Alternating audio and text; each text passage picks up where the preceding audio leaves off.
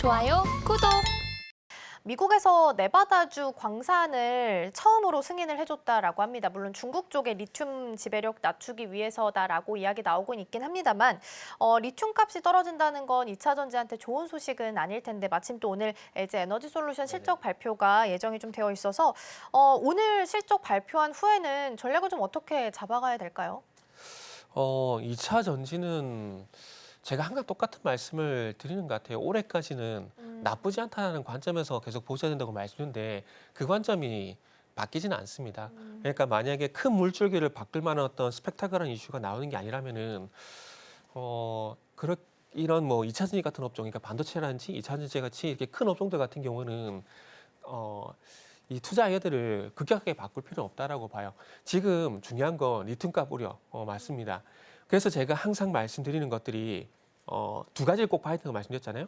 중국의 탄산리튬 가격 동향 그리고 국내의 양질 수출 단가. 그러니까 이런 광산 이슈가 나왔을 때 만약에 리튬 가격이 급락을 하게 된다. 그럼 더 안 좋게 되는 것들이겠죠. 그러나 제가 중국의 탄산리튬 가격 동향을 보게 되면은 톤당 7만 위안 부근에서 어쨌든 좀 추가 하락이 제한되고 있거든요. 그래서 만약에 이 이슈를 내 가지고 중국의 탄산리튬 가격 동향이 7만 위안 아래쪽으로 내려가게 된다. 그러면은 2차 전지는 더 안 좋다라고 보는 게 맞는 거고 회복이 되는데 좀 시간이 걸릴 수밖에 없겠구나라고 보는 게 일단 맞다라고 봅니다. 하지만 어쨌든 중요한 것은 최근에 뭐 LG 에너지솔루션이 테슬라 쪽으로 4680 배터리를 공급한다라든지 벤츠 쪽으로 공급한다는 이슈가 나왔을 때 어쨌든 긍정적으로 반응을 하고 있다라는 건 적어도 올해 상반기 대비해서는 2차 전지를 바라보는 관점이 나쁘지 않다라고 좀 바뀌었다라고 보시면 될 것 같아요. 단지 2차 전지 갖고 계신 분들이 상당히 속이 타는 건 왜 이렇게 안 올라가나 이건 거거든요. 그런데 2차 전지가 올라가기 위해서는 결국 테슬라를 포함한 전기차 판매가 증가하는 부분들이 분명히 나와야 됩니다. 근데 그런 부분들이 안 나오게 된다라면은 과연 2차 전지에 원료가 되는 뭐 양극재라든지 그리고 리튬이라든지 이런 것들 가격이 올라갈까요? 아니거든요. 그렇기 때문에 제가 두 가지 보라고 말씀드린 게 양극재하고 리튬 가격을 보라고 말씀드린 이유가 거기에 있다고 보시면 될 것 같아요. 수요가 좋아지게 되면은 제가 안 좋게 말씀드려도 리튬 가격이 올라갈 거고요. 양극재 가격이 올라갈 거고요. 그러면은 이런 부분들을 판매가에 반영시켜가지고 셀업체의 어떤 실적이 당연히 좋아지지 않겠습니까? 그렇기 때문에 지금은 2차 전지, 다시 말씀드리지만 2차 전지는 나쁘지 않다는 관점들 속에서 이슈가 나왔을 때 단기 대응을 하는 게 맞다라고 봅니다. 그러니까 만약에 테슬라 실적이 나왔을 때 테슬라의 수혜가 되는 기업이 어디입니까? LG 에너지솔루션이잖아요. 4680 배터리 이슈가 있었으니까. 그런 연결고리를 가지고 LG 에너지솔루션 그리고 LG 에너지솔루션 쪽으로 4680 배터리 이슈가 있는 동원시스템즈, TCC 스틸, 메가터치 이런 종목들을 단기적으로 대응하는 게 지금 맞다라고 봅니다. 작년 상반기 같은 그런 추세적 상승은 아직 시간이 걸리니까 지금은 나쁘지 않다는 관점에서 추가 하락 제한될 가능성이 있으니까 지금은 버티는 구간이다. 그리고 신규 매수 같은 경우도 혹시 매수를 하더라도 시간을 길게 두고 보셔야 됩니다. 올해 7월 달부터 9월 달까지 바이오가 보여줬던 그런 랠리는 힘들기 때문에 지금은 바닥권에서 단기적인 대응 아니면은 긴 관점에서 보셔야 되고요. 그리고 보유자분들은 힘드시겠지만 버티셔야 되는 구간이다. 이렇게 말씀을 좀 드리도록 할게요.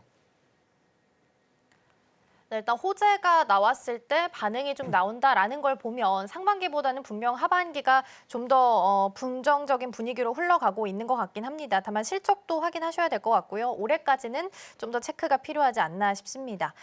삼성전자 마지막으로 좀 체크하고 넘어가 볼게요. 56,500원까지 올라와 56,700원까지 지금 올라오면서 일단 개장 후보다는 조금 더 계속해서 고점 탄력을 높여가고 있는 모습이긴 합니다. 근데 결과적으로 봤을 때는 매일매일 신저가 뉴스는 계속 확인이 좀 가능하잖아요. 근데 이번 주도 확정 시점 나오면 좀 바뀔 수 있을까 싶기도 하고 대선이라는 불확실성이 만약에 없어지게 된다면 반도체 업황과 별개로 지수 인덱스 종목으로서 수급이 좀 들어오면서 반등을 하는 추세를 좀 잡아갈 수 있을까요? 그 부분을 참 알기가 쉽지가 않아요. 솔직히 말씀을 드리면은. 그러니까 그 시점을 콕 집어준다면 정말 저도 시원하고 명쾌하지 않겠습니까? 근데 그렇지 못합니다. 그렇기 때문에 계속해서 삼성전자 수급을 체크할 수밖에 없거든요. 지난주 같은 경우도 잠시, 그러니까 지난 수요일쯤인가 아마 그랬을 거예요. 장중에 외국인 쪽하고 그리고 프로그램 쪽에서 매수가 들어오게 되면서 이제는 외국인들이 매수 전환되는 것이 아닌가라는 기대감도 좀 가졌었는데 장 끝나고 나니까 다시 매도로 전환됐더라고요. 근데 이게 왜 말씀드리냐면은 결국 지금 삼성전자 같은 경우는 나올 만한 악재는 저는 다 나왔다라고 봅니다. 다 나왔다라고 보고 그리고 중요한 것은 이 악재 때문에 외국인의 매도가 좀 지속이 되고 있다고 보고 있거든요. 그러면 결국 이제 우리가 체크해야 될 거는 딴 게 없어요. 장 끝나고 나서 프로그램 매수와 외국인 매수가 동반해서 들어왔느냐 그것만 좀 확인을 해야 되거든요. 그래서 그런 부분들이 동반해서 들어왔다.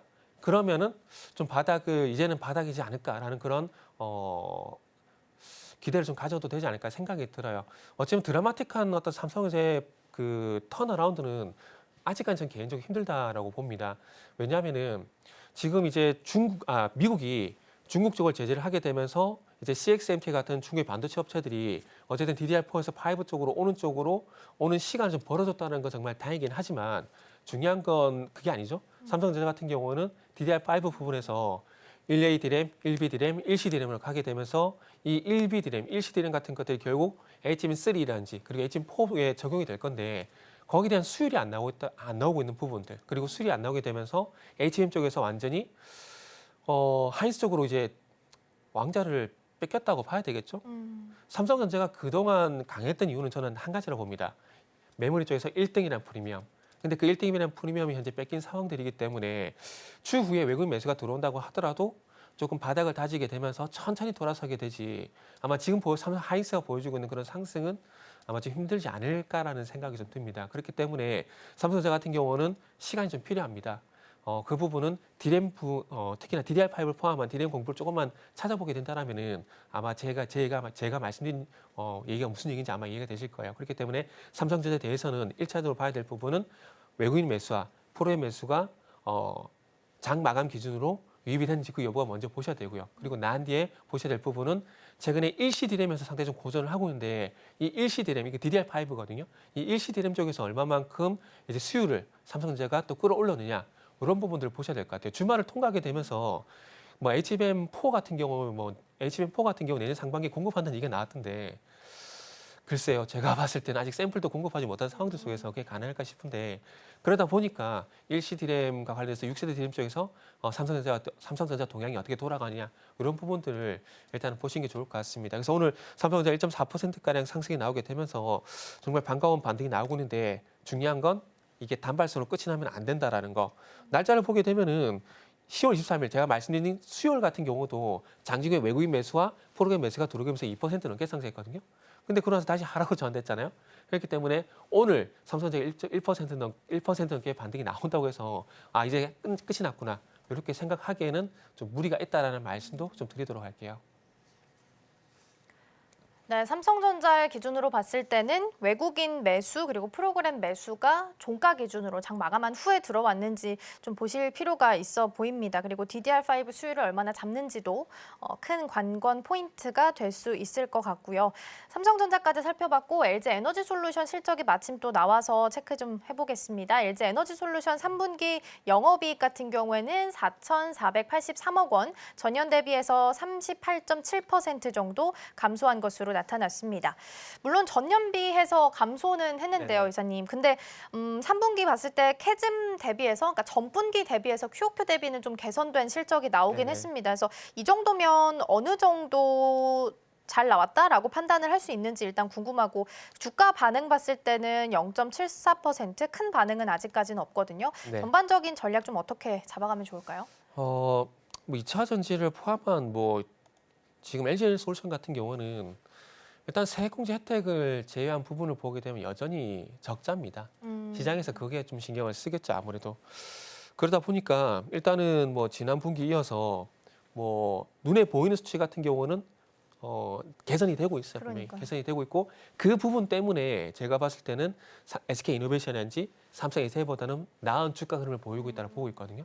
그렇기 때문에 보고 있는데 딱 그 정도라고 보셔야 될 것 같아요. 테슬라에 대한 어떤 4680 배터리에 대한 어떤 수혜 그리고 경쟁사 대비해서 그래도 어쨌든 실적이 나오고 있다는 부분들 이런 부분들 때문에 나쁘지 않다는 관점에서 보는 게 맞을 것 같습니다. 그리고 실적이 이렇게 나왔음에도 불구하고 주가가 이미 만회를 해주고 있잖아요. 그러게요. 이제 0.7%가량 상승이 나오고 있는데 만약에 항상 물론 시장에 대한 부분을 해석해드린 게 저희 임무긴 하지만 그리고 좀 앞서 진단이 가능하면 진단해드린 게 저희 임무긴 하지만 그럼에도 불구하고 어떤 현상이 나왔을 때 곧 가격에 대한 부분들은 시장에서 결정을 하는 거거든요.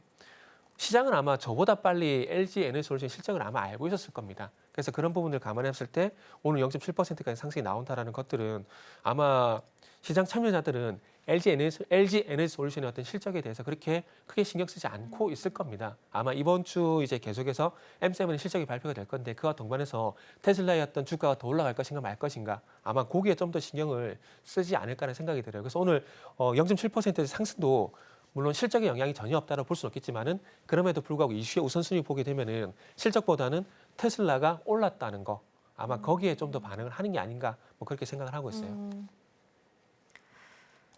네, 그러게요. IRA 그 세액공제 부분을 제외했을 때는 OP가 한 177억 원 정도 기록을 하게 됐다라는 부분도 함께 좀 체크를 해봐야 될 것 같습니다.